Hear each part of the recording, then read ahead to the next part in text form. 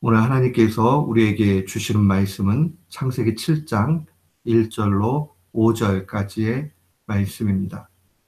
창세기 1장 7장 1절로 5절 말씀, 우리 같은 마음으로 1절부터 5절까지의 말씀 봉독토록 합니다.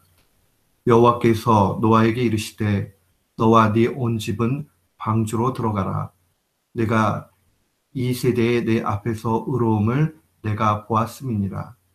너는 모든 정결한 짐승은 암수 7씩, 부정한 것은 암수 2씩 내게로 취하며 공중의 새도 암수 7씩 취하여 그 씨를 온 지면에 유전케 하라.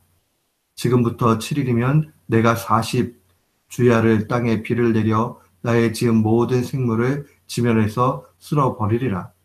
노아가 여호와께서 자기에게 명한 대로 다 준행하였더라. 아멘. 저는 오늘 본문 말씀을 통해서 하나님께서 인정하시는 의라는 제목으로 주의 말씀을 선포하도록 하겠습니다. 우리가 이 땅 인생길을 달려가면서 사람 앞의 평가도 무시할 수는 없습니다. 그러나 우리가 사람 앞에 평가받는 것보다 정말 가장 중시해야 되는 것은 하나님 앞에 평가받는 것입니다. 우리가 성경의 많은 사람들을 바라볼 때에 특별히 이스라엘의 왕들을 볼 때 하나님의 평가가 참 다르다 하는 것을 봅니다. 이 남쪽 유다의 7대, 8대 왕을 지냈던 여호람이라는 사람과 아하시아 왕을 우리는 볼 수 있습니다. 이 여호람과 아하시아 왕은 32세 또 22살의 왕좌에 오릅니다. 당시의 상황들로 봤을 때에 여호람 왕이나 아하시아 왕은 대단히 괜찮은 사람이었습니다. 세상적인 기준으로 볼 때에 사람들이 야, 왕 될만해 라고 그렇게 여겨졌던 사람입니다. 기대를 했고 이 사람들을 통해서 뭔가 국가가 든든히 설 거라고 그렇게 생각을 했습니다. 그러나 이 두 사람에 대한 하나님의 평가는 굉장히 다릅니다. 주의 말씀을 증거하기를 이 두 왕을 가리켜서 여호와 보시기에 악을 행했다라고 그렇게 이야기를 합니다. 반면에 우리가 잘 아는 다윗 왕을 보십시오. 이 다윗은 온전히 왕좌에 올랐지만 처음부터 이스라엘을 다 다스릴 수 있는 그런 영예가 있지 않았습니다.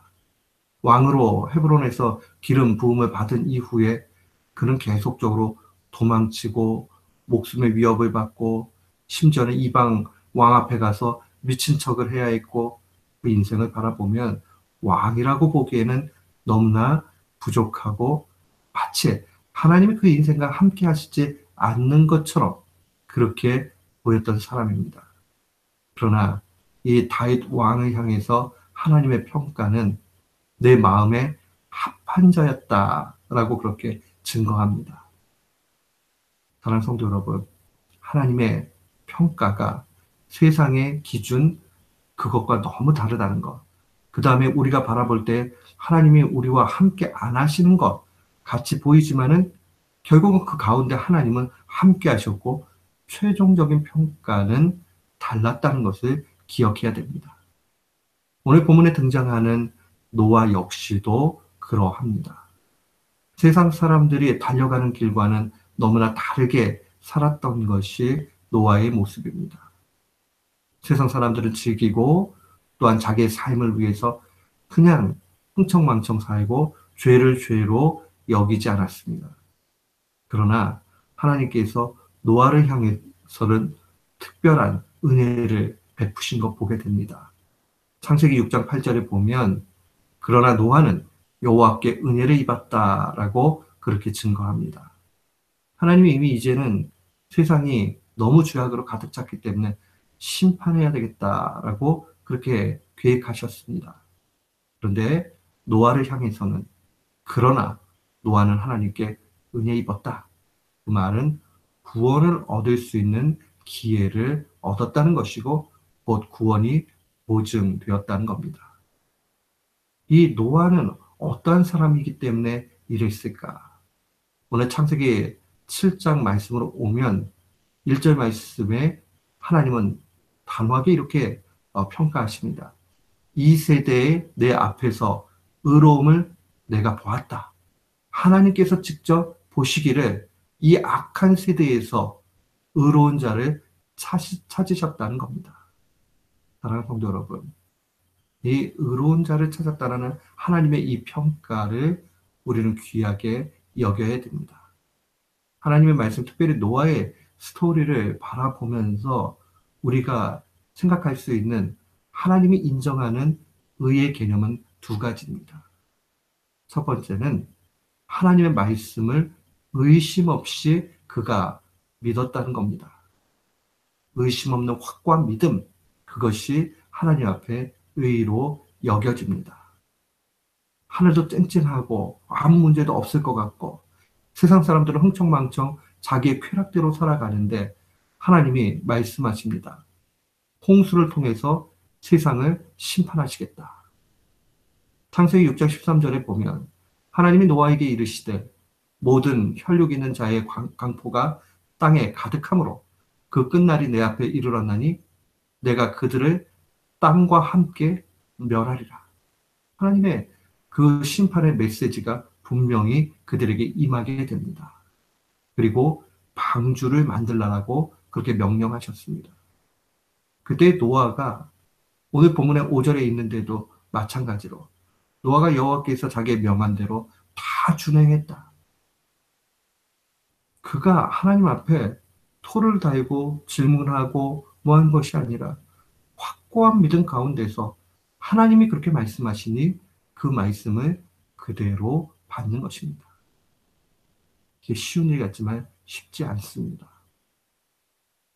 공부를 잘하는 학교에 가가지고 그 학생들 사이에서 좋은 성적 얻는 것도 쉽지는 않지만 정말 공부를 아무 관심 없는 아이들이 모여있는 클래스에 가서 1등 하기란 그것도 쉽지 않습니다.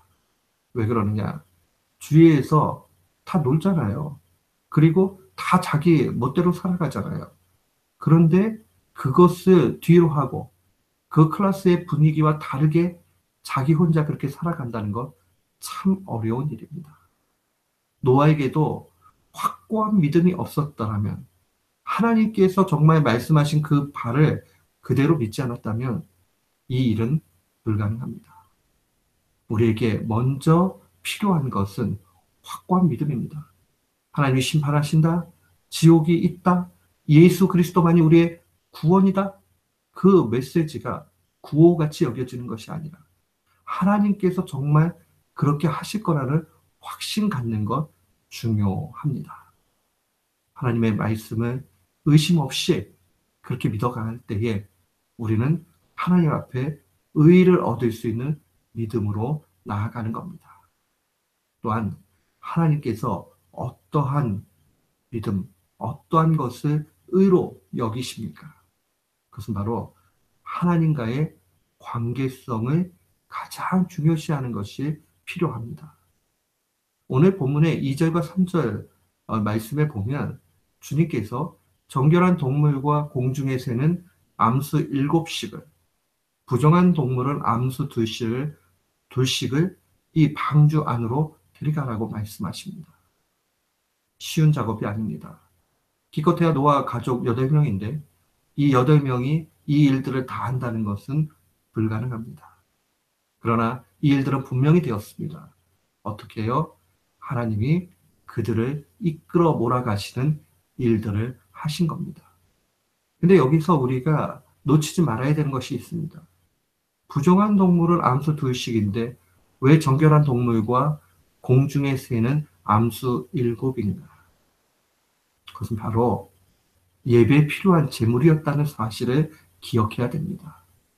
하나님께서는 이 방주 안에서도 그들에게 하나님의 그 예배함, 그것을 귀중하게 알리셨다는 것 놓치지 말아야 됩니다. 하나님과의 관계 온전함은 예배 가운데 있습니다.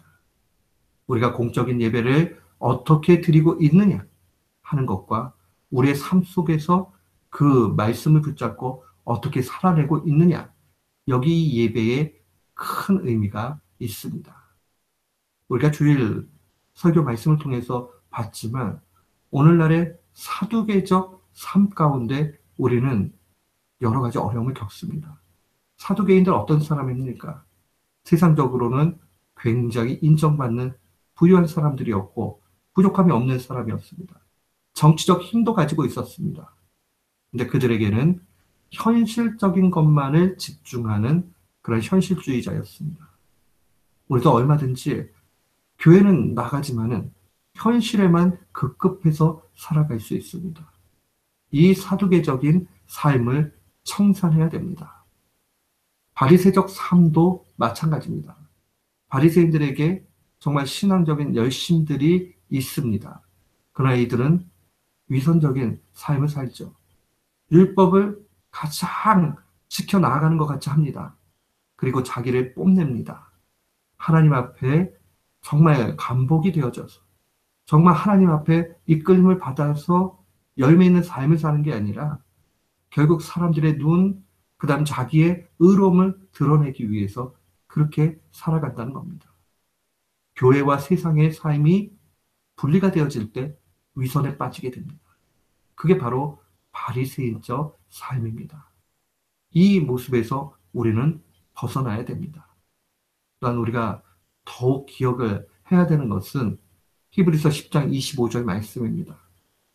모이기를 패하는 어떤 사람들의 습관과 같이 하지 말고 오직 권하여 그날이 가까이 옴을 볼수록 더욱 그리하자.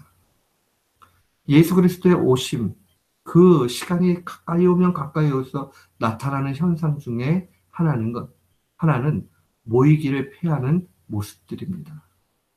예배가 위협받는다는 얘기입니다. 자꾸 모이는 일들이 줄어들게 되고 하나님 앞에 예배하는 것을 별로 그렇게 기뻐하지 않는다는 겁니다. 사랑하는 성도 여러분, 우리는 이 위협에 대해서 잘 생각해 봐야 됩니다. 하나님이 바라시고 원하시는 것은 우리의 삶이 예배의 열매로 나타나는 것이요. 또한 우리의 삶 가운데 하나님을 가까이 하는 것을 빈도적으로도 더 많이 하기를 원하신다는 겁니다. 우리가 이 사실을 분명히 기억하십시오. 어떻게 하면 하나님을 기쁘게 해드릴까? 우리가 어떻게 하면 하나님 앞에 바른 삶을 살아갈 수 있겠는가? 이 사실을 놓치지 말아야 됩니다. 오늘도 말씀 붙잡고 나아갈 때에 하나님과의 관계를 귀중히 여기고 또한 하나님의 말씀을 있는 그대로 지켜나가고 하나님의 말씀을 확고히 믿고 그렇게 나아가는 귀한 교우들 되시기를 주님의 이름으로 축원합니다. 아멘.